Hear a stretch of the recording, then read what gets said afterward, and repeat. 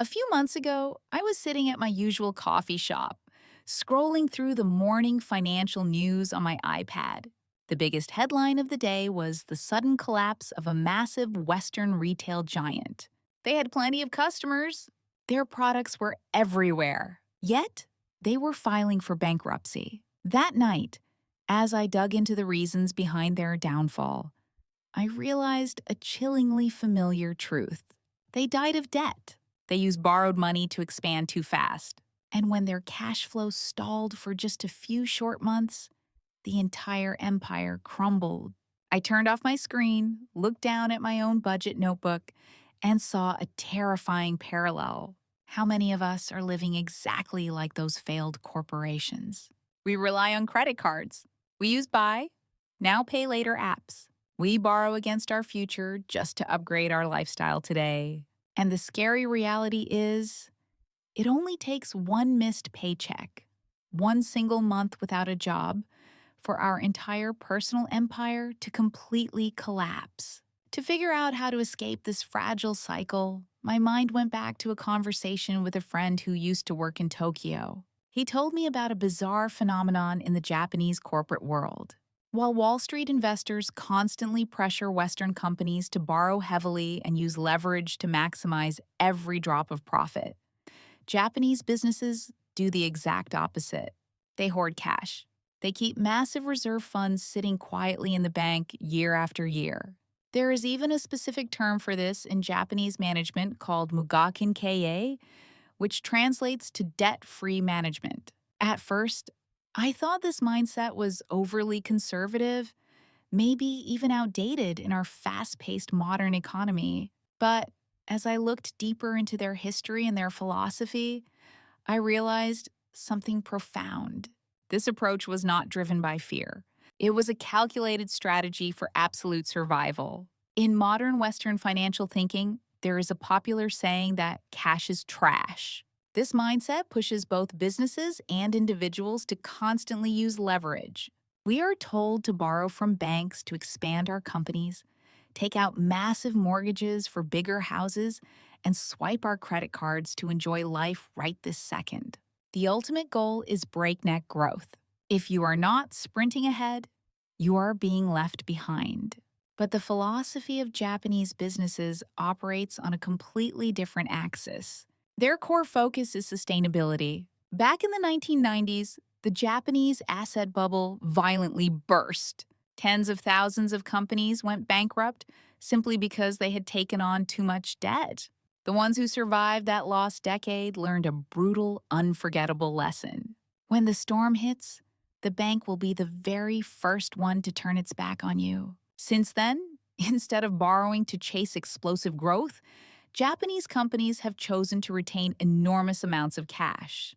They might grow slower than their Western rivals, but when a global financial crisis or a pandemic strikes, they remain standing firm, without ever having to fire their employees in mass layoffs.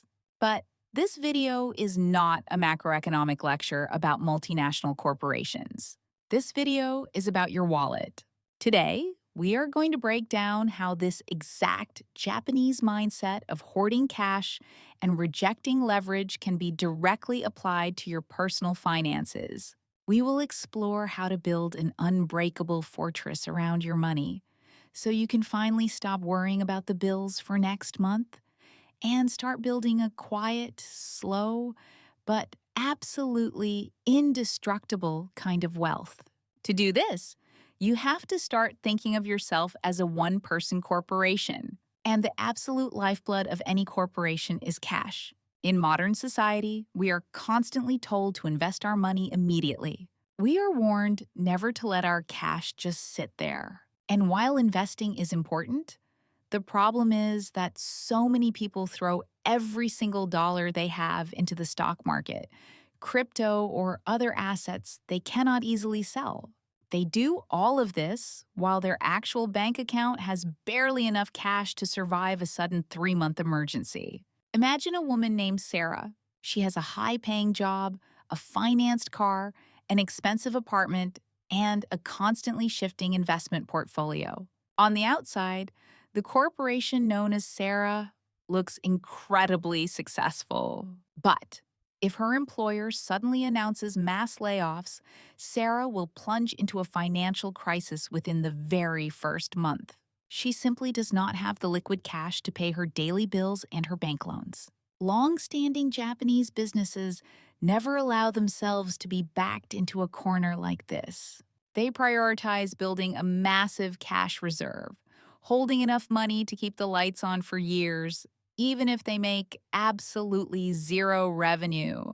To them, this is not dead money. It is the cost of peace. For us as individuals, piling up 6 to 12 months of living expenses in an easily accessible savings account is exactly how we mirror this Japanese defense strategy. That money might not earn a high interest rate, but it generates something far more valuable. It buys you the right to refuse. The right to walk away from a toxic workplace without the fear of going hungry, and the right to stay perfectly calm when the entire market is crashing around you. Now, you might be sitting there thinking, if I only hold on to cash, how is my money ever going to make more money? How can I actually get rich? That is exactly the same criticism Western shareholders often throw at Japanese companies. But what comes next is where this philosophy gets truly profound, because the Japanese do not reject growth. They simply redefine the price they are willing to pay for it. There is a bitter truth in economics. Financial leverage or using borrowed money will magnify your profits when you are right, but it will also magnify your destruction when you are wrong. Modern consumer culture constantly invites us to use leverage. Buy now, pay later. Apps slice up payments so you trick yourself into thinking you can afford more. Margin loans in the stock market promise to double your account in just a few weeks. We get dragged into a relentless race to upgrade our lifestyle, spending money from our future just to buy comfort in our present. The Japanese business mindset after the 1990s calls this a pure gamble. Instead of expanding through bank loans, many Japanese companies prioritize using retained earnings. That means they use the actual cash they have already made to reinvest slowly and steadily. And here is the biggest lesson for us as individuals. Do not upgrade your life based on the income you expect to make in the future. And do not upgrade it based on your credit card limit. Only upgrade your life using the actual cash you have already managed to keep in the present. You could have the exact same salary, the exact same apartment, and the exact same life as someone else, but running on a completely different financial operating system underneath. When you stop trying to accelerate with borrowed money, you will definitely slow down. But every single step you take will be planted on solid ground, and no creditor will ever be able to take your freedom away. The lesson from the Japanese economy does not mean you have to hide your money under a mattress and live a fearful, restricted life. Instead, it offers a much clearer lens through which we can view and manage risk. When you combine the priceless defense of a massive cash reserve with the mindset of completely rejecting consumer leverage, you transform yourself. You become a personal corporation capable of withstanding any economic recession. Yes, growth built on saved cash will always be slower than growth fueled by borrowed money. But when the tide goes out and times get tough, the massive empires built on debt will inevitably crumble. Meanwhile, those who choose to accumulate wealth slowly and respect the true value of sustainability will still be standing there, calm, untouchable, and completely secure. You do not need to chase after risky, massive leaps just to feel successful. True, quiet wealth is not about owning gigantic assets bought with borrowed money just to show off to the rest of the world. Quiet wealth is that profound sense of relief you feel when you lay your head on the pillow every single night. It is knowing that your life is entirely protected by the very money you have, patiently and intentionally saved. That is not cowardice. That is true. Unshakable stability. If this video helped you look at your own personal financial corporation in a completely different light, please subscribe to the channel so we can continue this journey together. And before you go, I am genuinely curious. What are your thoughts on holding a large amount of cash in our current era of high inflation? Do you see it as a financial waste? Or is it a completely worthy price to pay for your absolute peace of mind? Let me know your perspective down in the comments.